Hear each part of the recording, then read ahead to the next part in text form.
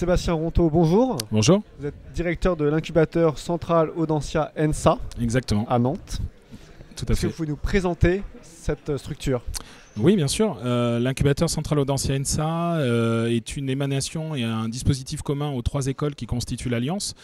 L'école centrale Nantes, Audencia Business School, qui est déjà la réunification de trois écoles, Audencia Business School, Sciences Com et anciennement l'école atlantique de commerce Audencia Bachelor, et également l'école nationale supérieure d'architecture de Nantes.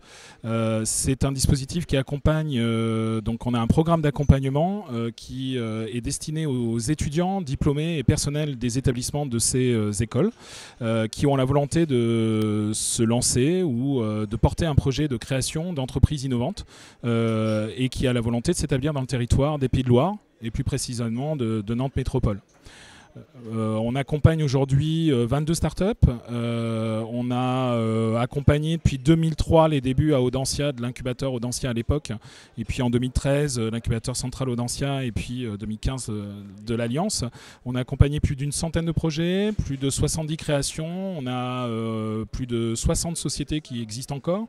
On est un incubateur qui se dit généraliste parce qu'on accompagne des startups qui sont dans le domaine de la medtech, de la foodtech, de la mécanique par l'école centrale dans différents domaines.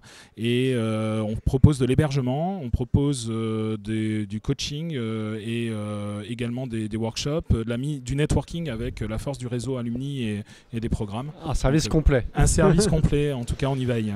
Ok. On voit beaucoup de jeunes dans les allées du salon des entrepreneurs de Nantes.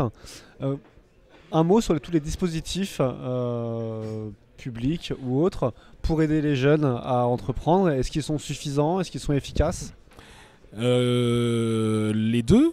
Et on peut toujours faire mieux. En tout cas, j'ai souvent l'analogie de l'attrape-rêve, cet objet indien. J'ai l'impression qu'on a un renforcement des cordes qu'on peut avoir dans l'attrape-rêve avec tous les dispositifs, que ce soit le statut national étudiant entrepreneur, que ce soit les différentes structures d'accompagnement précisément sur le territoire nantais. On a quand même beaucoup d'acteurs qui sont là pour aider. On a la chance d'attraper de plus en plus d'étudiants parce que qui rêvent, qui ont envie d'entreprendre. Donc je trouve que c'est bien. Est-ce qu'on peut aller plus loin? Oui. Le danger, ça serait de tomber dans un cocooning et je dirais une sorte de distorsion de la réalité. Je crois qu'aucun d'entre nous dans l'accompagnement ne souhaite ça, à savoir de faire croire que c'est les structures d'accompagnement qui peuvent subvenir aux besoins, que les économies de charge qu'on peut proposer sur l'hébergement sont une réalité, parce que derrière il faudra payer un loyer, il faudra payer faire des démarches commerciales, donc c'est très bien.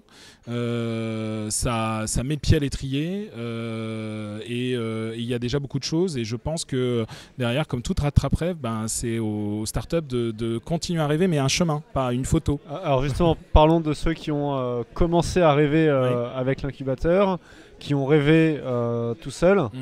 Est-ce qu'il y a une belle histoire qui se démarque? On en a plusieurs, mais il y en a une qui est rappelée souvent à nous et qui a fait beaucoup les couvertures de presse sur 2016. C'est Divin.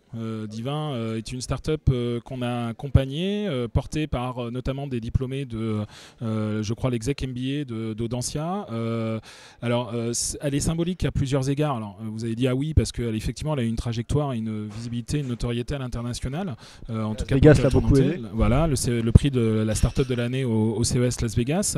Elle est symbolique pour nous parce qu'elle représente ce qu'on veut amener par l'incubateur commun à ces trois écoles, c'est une hybridation.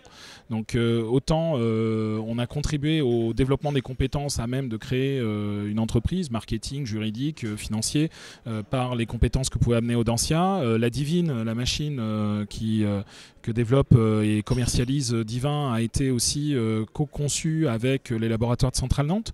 Donc c'est véritablement je trouve un bel alliage, un beau mélange.